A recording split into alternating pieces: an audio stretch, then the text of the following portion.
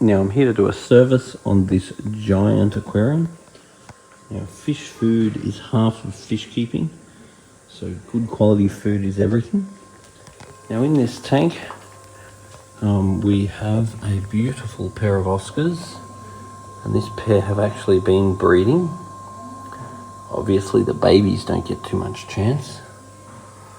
We have some lovely silver dollars, some beautiful tinfoil barbs. We have a beautifully coloured parrot, which is a bit of a family favourite around here. We have a massive and growing buttercofferi. We have Stuart Diver the Survivor, and he is a Braziliensis.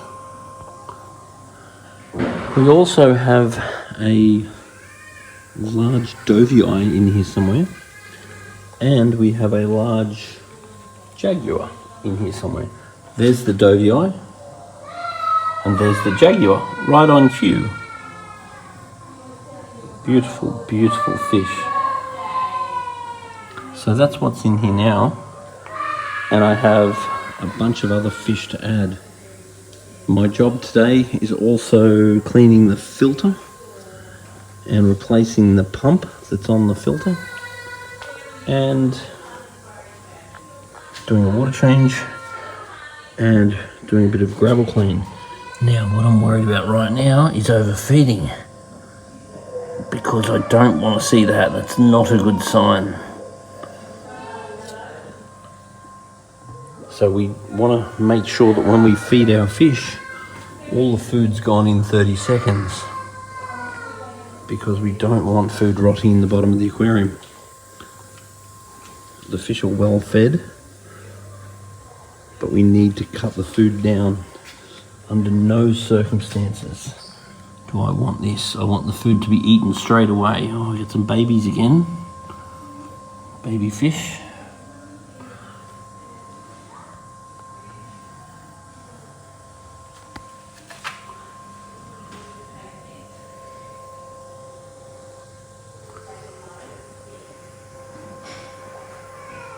Now that's got to be the luckiest jaguar cichlid in Australia, I think. So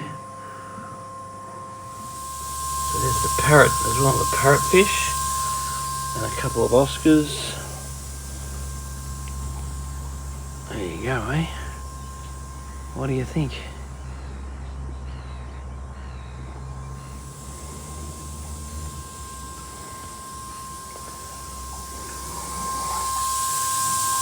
Pretty cool.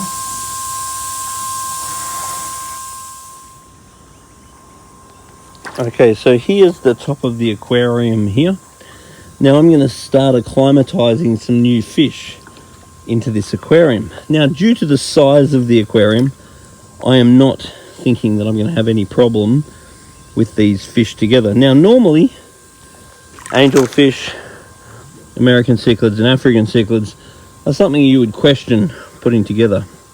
But because this tank is so big, I'm actually going to think that I'm going to get away with it. So I've got some linni. In Australia, Nimbochromis linni are a very rare fish, and they're an absolute favourite of my brother's. So to see these guys with the beautiful long extended snouts breeding and thriving in this tank would be an absolute pleasure. These guys love to dig in the substrate, which is what this tank would need. Now I also have a huge Frederick Starley, which is a beautiful looking fish. I have a massive Jack Dempsey and a beautiful Oscar, and a crossbred fish bred by none other than Bob Hawke, our beloved Prime Minister from many years ago, who's unfortunately passed, and I ended up with his fish. And I have some angelfish. So I'm going to start acclimatizing these guys down now, and I think these will be lovely additions to this tank, even though not without a little bit of risk. A little Oscar down there. Hello, mate. Oh, 2 Oscars have come up to greet us. Isn't that cool?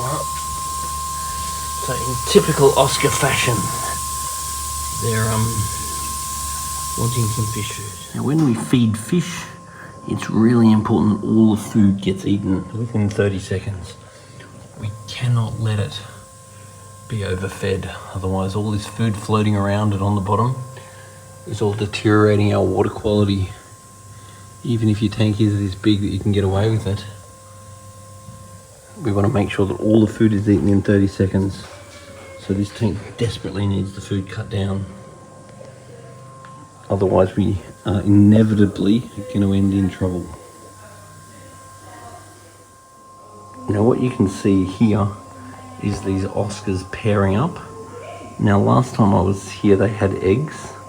Now assumably the babies didn't make it. But what they're doing on this little shelf here is cleaning the surface of this shelf and getting ready to lay eggs again. Now there might be babies running around in this tank, but I don't know that. I am putting another Oscar in today, so that'll be interesting to watch the dynamics with this pair. Now, it's highly likely that in the next few days or next couple of weeks we're going to see eggs appear on that shelf there, because they look pretty set to want to breed again. Watching Oscars breed is just absolutely beautiful.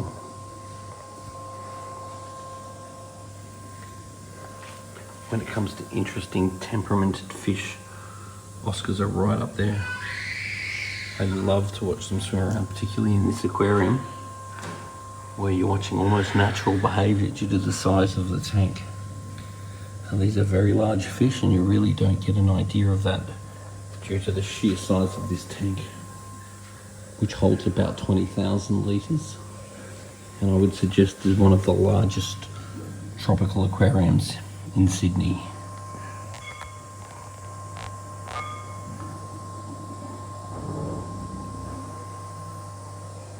An absolutely beautiful pair of Oscars.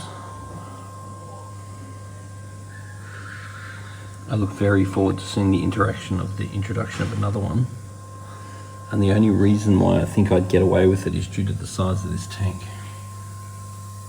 But they look beautifully paired.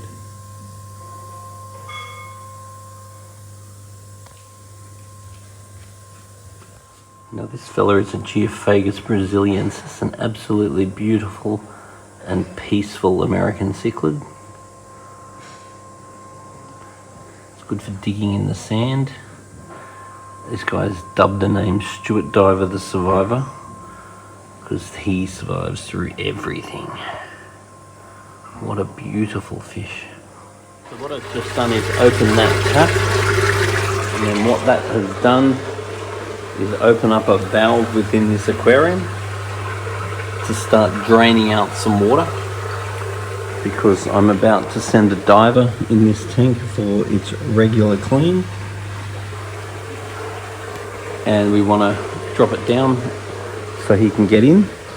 Then I'll start a gravel clean, starting to remove all this waste out of the bottom. I'll get him to grab a fish net and remove all this off the top. I'll get him to check on the pumps and use a gravel cleaner or even a fish net to start removing all this excess food.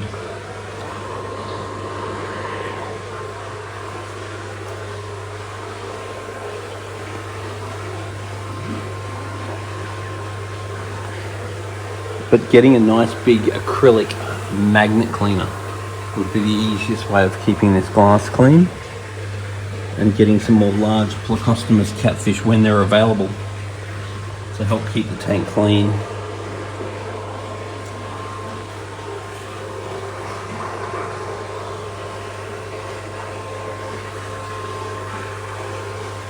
We'll have this tank looking great by Christmas.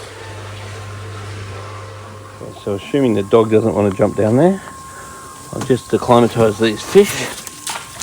Now let's see them go in there. First in go the Linai.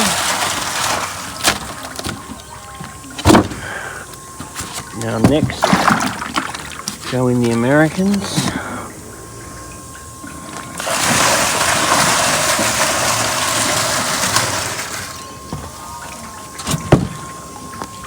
And now go the angelfish.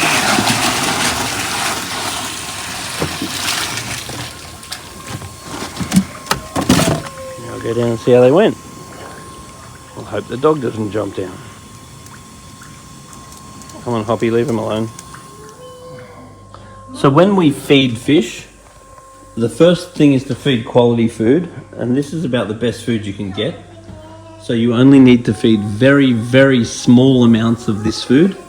And when you feed the fish, I need all the food to be gone within 30 seconds.